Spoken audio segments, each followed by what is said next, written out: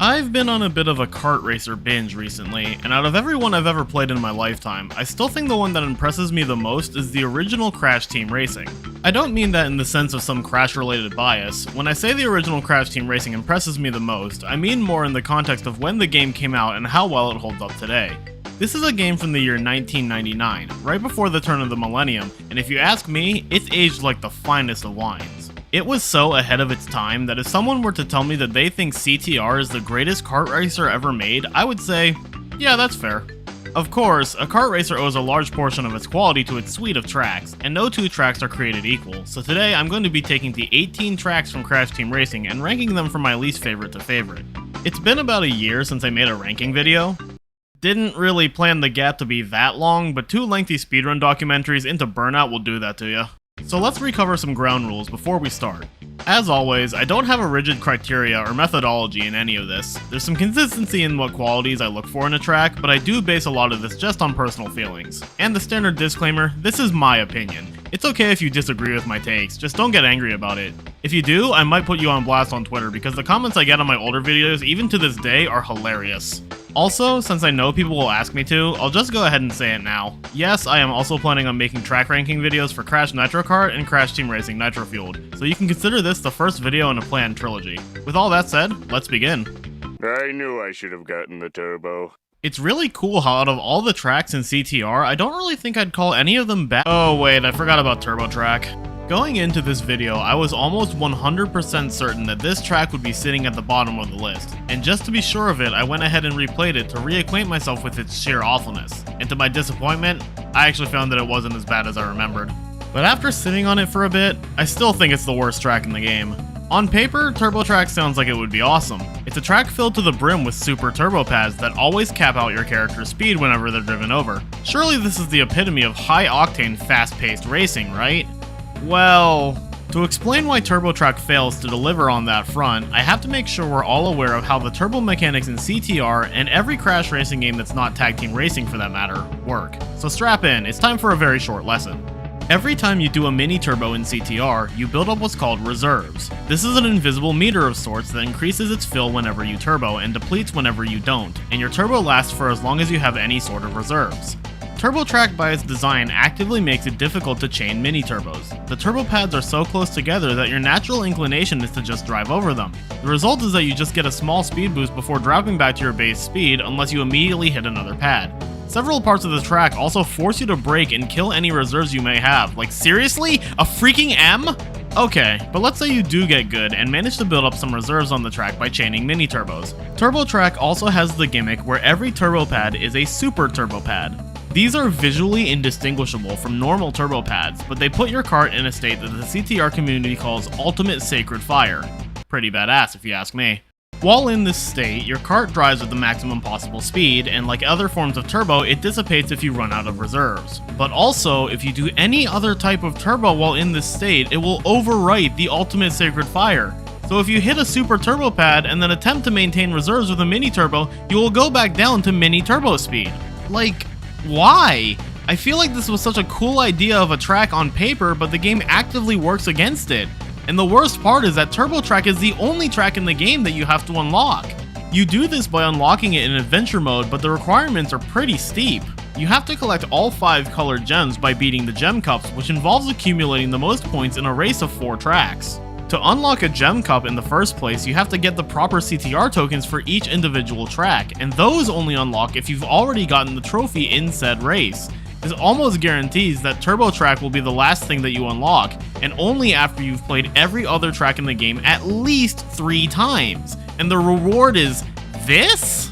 Even beyond that though, Turbo Track has to have probably the least interesting aesthetic of any track in the game. It doesn't even have a unique song, sharing its theme with Tiny Arena, and the generic racetrack with tires aesthetic just doesn't really stand out to me. I know I've spouted a lot of negativity about this track, but really I don't think it's horrible. It's playable, I just think it's significantly worse than basically any other track in the game. At least there's no other track that shares a lot in common with it. Wait a minute. Slide to the right. Slide Coliseum is the sister course to Turbo Track, sharing the exact same aesthetic, but it works on the opposite premise. As opposed to Turbo Track's sheer abundance of turbo pads, Slide Coliseum has exactly 0 of them. I think you can see where this is going. This track is so boring. Part of the fun of a racing game is going at absolutely blistering speeds, and having a track with 0 ways to do that just ain't it. I put this one above Turbo Track because its track design isn't offensive or actively detrimental like the former, but it's just really lame. I get bored of this one extremely quickly whenever I have to race on it. The real kicker here though is that in the game's arcade mode, this is the last track of the Crash Cup, taking the place of Oxide Station. And like, I get it, Oxide Station was too complex for the PS1 to handle in multiplayer, so they had to replace it with Slide Coliseum, but why make it the last track? That's so anticlimactic. At least move it to be earlier in the cup and end on Hot Air Skyway or something. I don't really know what else I can say about Slide Coliseum, it's just a pretty boring track overall. Dragon, not lizard. Aside from Turbo Track, I think Dragon Mines is the only other track in the game with a design that just kind of annoys me. It mostly has to do with that damn corkscrew that feels impossible to go up without slowing down or colliding into the wall in some way. I do think it's pretty cool that you can follow the minecart track instead, but it actively slows you down and you're very likely to get flattened by a minecart if you try it, so it's not really worth doing over the corkscrew unless you're really good. It's also just another track with a glaring lack of turbo pads, with a whopping 1 total at the very end, which is just such a strange choice to me. Outside of that, I don't have a huge amount to say about this track. It's one of the only 3 in the game, along with the 2 below it, that fills me with dread as I'm about to play it, so it kinda just had to be near the bottom of the list. The dingoes got my baby! You know how every kart racer has that one track that's just kind of there? Like, you forget it's a thing, and then you get to it and you're like, oh yeah, this is a track that exists. In CTR, Dingo Canyon is that track for me. Out of all the tracks in the game, it sure is one of them.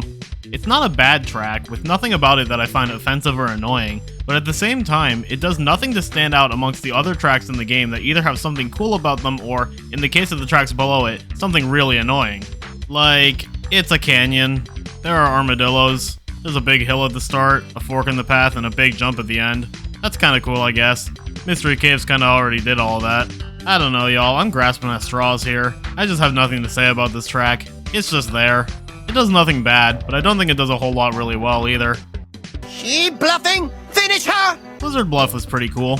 Wait, no, I didn't mean it like that! This is the first track on the list for which I can point out stuff about it that I think is kinda neat. A snowy mountain is never a bad aesthetic to work with, and while the track does have a slippery feel to it, it's not as obnoxious as some other games with ice physics.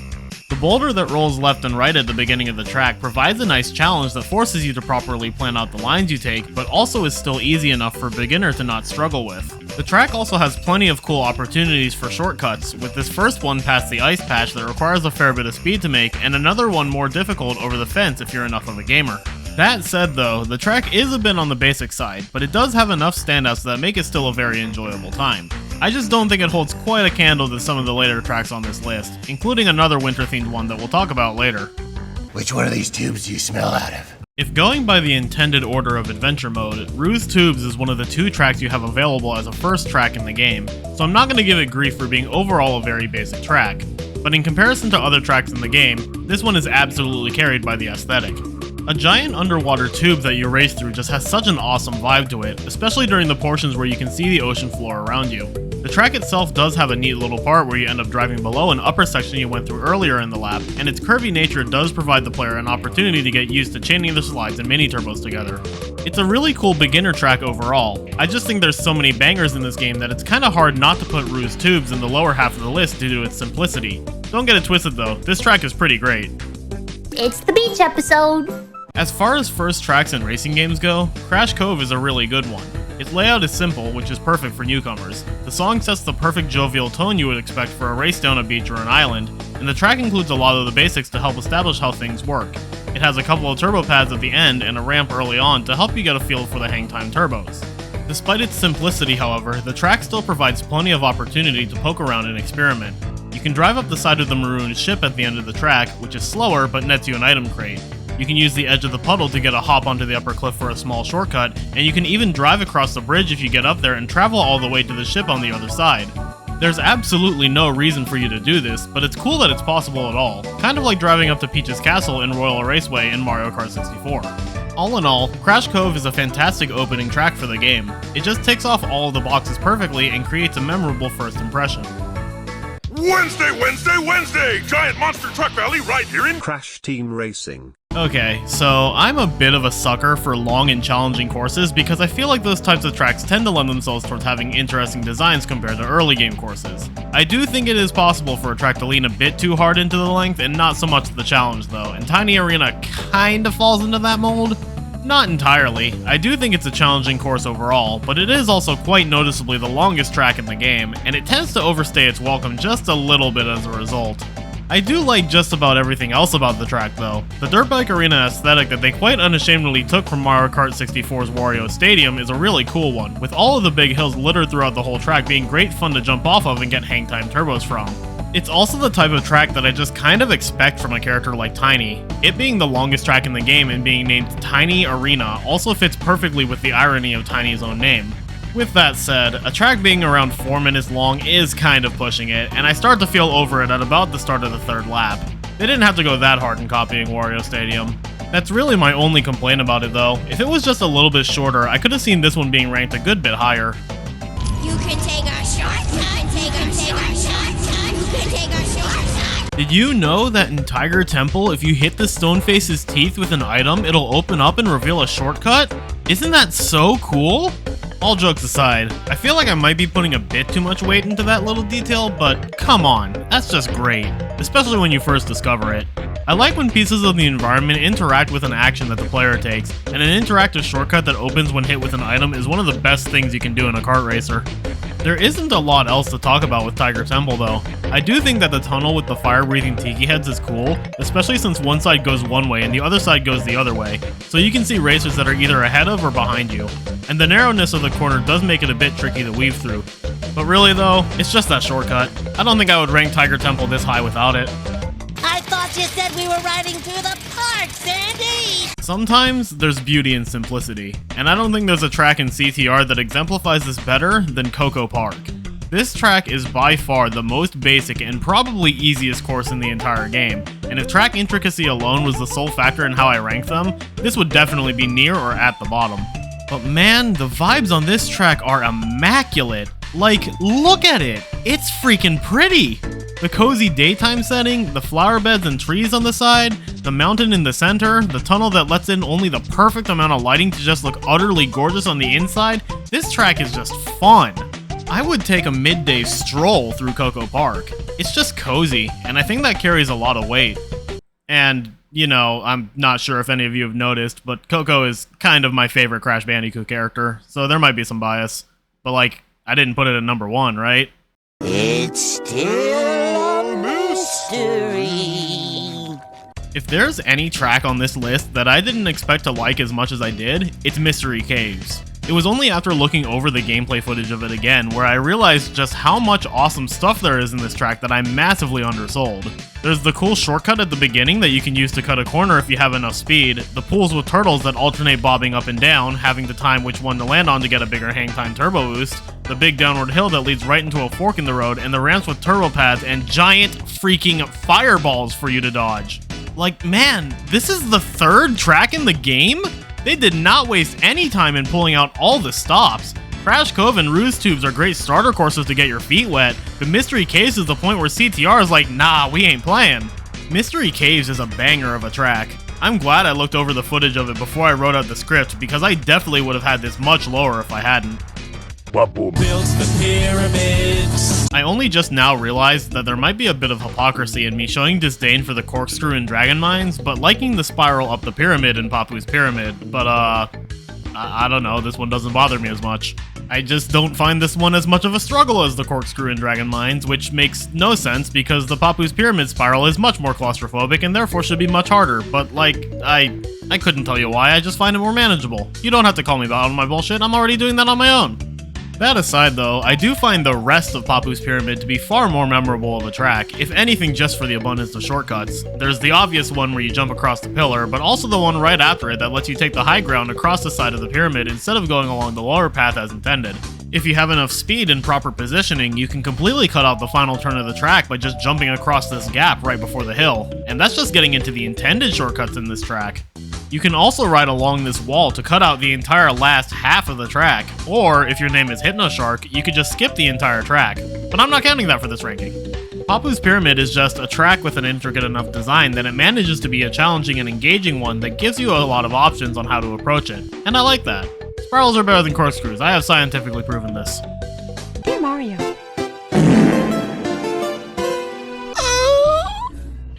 I just want to point out that there are only 6 tracks left to talk about, and all 4 of the tracks from Citadel City, the final hub of Adventure Mode, are among the remaining 6. I think that speaks volumes to just how good they are. I would say all 4 of them are pretty comparable in quality, but one of them had to be the bottom ranking of the 4, and that dubious honor just barely went to Cortex Castle. But like, 6th place out of 18 is still pretty freaking good. I don't have a lot of complaints with this track, it's just really solid all around. It evokes the same atmosphere I would expect from a Bowser's Castle in a Mario Kart game, which, you know, makes a lot of sense since Bowser and Cortex are both of their series' respective main villains. One thing I do really love about Cortex Castle though is how heavily it plays into 90-degree angles. Every single turn in this track is a sharp one that keeps you on your toes and tests how good you are at power sliding. The creepy aesthetic is perfect for the locale it's based on, filled with spiders that drop from the ceiling to trip you up, and rain in the outer portions that adds to the tone and atmosphere of the track so well. The lighting in the cathedral section at the end is just so awesome, and the big jump right before the final turn that brings you into another smaller cathedral section is also incredible. Really, everything about Cortex Castle is fantastic. On any given day, I could see myself putting it higher than it is, but I really wouldn't look too deeply into it. All of the remaining tracks are of about equal quality in my opinion, I just had to rank them in some way, and this was how I felt in the moment. They're all absolutely amazing tracks. This is my lab! Engine Labs, to me, does a better job of capturing the feel of raw, unadulterated speed than TurboTrack does. Right from the start of the track, you have 2 turbo pad ramps to go off that immediately lead into a super turbo pad, one that you're likely to have enough reserves from the previous pads to actually maintain your top speed from for a while. And immediately after that is a tunnel that gives you a continuous turbo boost for as long as you're in it. The end of the track caps it off well with another big jump off of a ramp that gives you super turbo pad speeds. The entire track just embodies going fast as much as possible. I also like the risk versus reward factor of the section with the rolling barrel, where you can choose to play it safe by driving to the side, or risk getting squished in order to hit the 2 pads that are directly in the path of the barrel. I don't really have much more else to say about Engine Labs, it's just a really fun track to go through. 99% hot gas. An airway with a bunch of hot air balloons isn't exactly the aesthetic I would expect from a character like Pinstripe, but Hot Air Skyway is amazing enough of a track that I really don't care. When I think of tracks that I would classify as difficult or challenging, this is usually the first one that comes to mind. From a downward spiral at the beginning to several big jumps off of ramps and countless twists and turns, Hot Air Skyway just manages to be very engaging throughout its entirety. It feels odd because I want to say more about it, but I'm struggling to find the words. It's honestly pretty straightforward in its execution, it's just that it nails it extremely well and manages to be very memorable. You wanna go to space, puppy? I'll take you to space. I just want to put something in perspective. Oxide Station is so complex of a track that it is unavailable to play outside of single player mode because the game's multiplayer cannot handle it. That is how crazy it is, and I love it. The fact that the bulk of the action takes place in the center is just so awesome. You could be at a later point in the track and you'll still see other racers crossing through sections you've already done. It also lends itself to a lot of crazy shortcuts if you know what you're doing. Even beyond that, the atmosphere of this track is just so cool, especially during the portions that take you outside of the station and into space, which actually lowers your gravity so you can make gigantic jumps that are freaking incredible. Like, just flying through space while you see the starry sky in the background is one of the most, if not the most, exhilarating feelings in the entire game. I think that purely from a track design perspective, Oxide Station is overall the strongest, which fits since it's the final track in the game. But when factoring in all details, there's 2 other tracks that slightly edge it out in the vibe factor for me. Well, it lives in our sewers and we have footage of it! If I had a nickel for every time a Crash Bandicoot game made me fall in love with sewers as an environment, I'd have 2 nickels. Which isn't a lot, but it's weird that it happened twice, right? Sewer Speedway is, quite frankly, incredible for how early in the game it appears. From the opening few seconds where you jump off a ramp into a pair of branching paths, to the moment that you enter the open section with a big shortcut that you can reach with enough hang time, to the areas where you have barrels rolling back and forth that you have to avoid, this track just never lets up. The best part is that in the areas where you're driving along the tubed floor, you can actually ride along the walls and get a huge amount of speed off of them, which adds to the exhilarating nature of the track. I don't know what it is with Crash Bandicoot and making sewers so memorable, but man, is it a recipe for success whenever they try it. I seriously don't have any complaints with Sewer Speedway. It says a lot that I put it above all 4 of the Citadel City tracks. I honestly was considering ranking it at number 1, but there was just one other track that I resonated with a little bit more.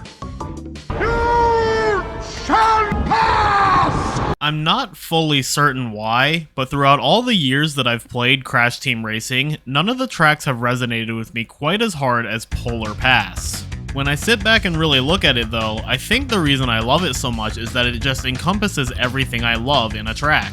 You have tons of ramps and turbo pads to help maintain a constant high speed, a really engaging track layout with tons of tight turns, seals that serve as obstacles for you to weave around, a branching path early on, and even a small shortcut where you can jump over this sign and cut out a sharp corner. And like I mentioned during Blizzard Bluff, it's kind of hard to go wrong with snow as an environment, and Polar Pass definitely does not fail to deliver. The background music using sleigh bells as an instrument is also one of my favorite tiny details. Everything about Polar Pass is just wonderful. It takes everything that makes Crash Team Racing such an amazing game and wraps it all up into one course. I have no qualms calling it my favorite track in the entire game. And that's my ranking for all of the tracks in Crash Team Racing. Thank you all so much for watching and for your patience in waiting for new videos. I know that these past few have had some really long gaps in between the releases, and I'm sorry about that. I went through some pretty massive burnout after the last 2 videos due to how long they took to make, as well as some technical difficulties that forced me to change editing softwares midway through this video, but I think the break was really good for allowing my creativity to return. This was intentionally a lot smaller in scope than my older videos, but I hope it was still enjoyable nonetheless, and there is certainly more to come in the future. You all have been amazing with the support you've given me in the past year of me making these videos, and I have no intention of stopping. So thank you all once again, and I'll catch you all in the next video.